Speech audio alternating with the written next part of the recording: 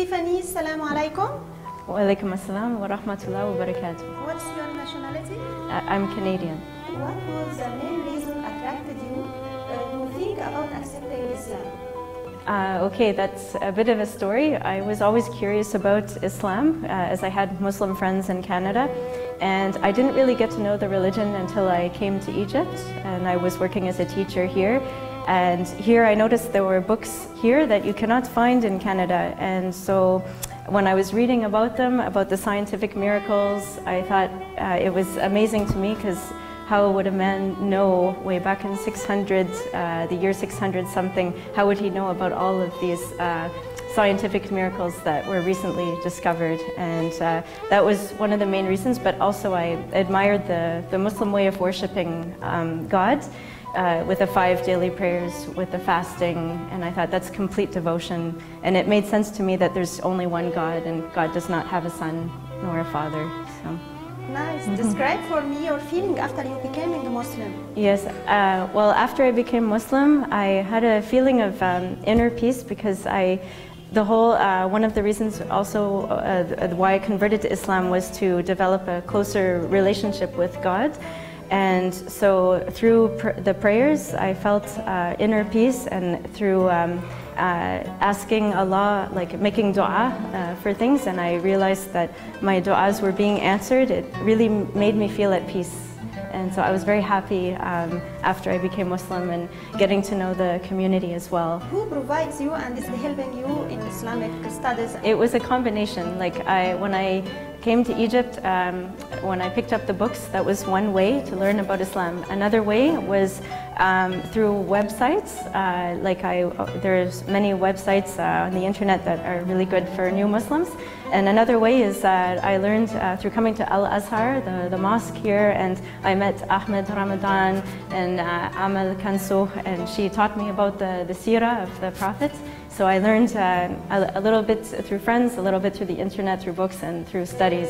New Muslim, here. It is easy to you to learn an Arabic language and reading Quran? The Arabic language is a bit of a challenge for me. I did take an introduction to Arabic, the standard Arabic, which helped a bit. But when I'm reading Quran, I need the translation, yes, to understand it. Yes.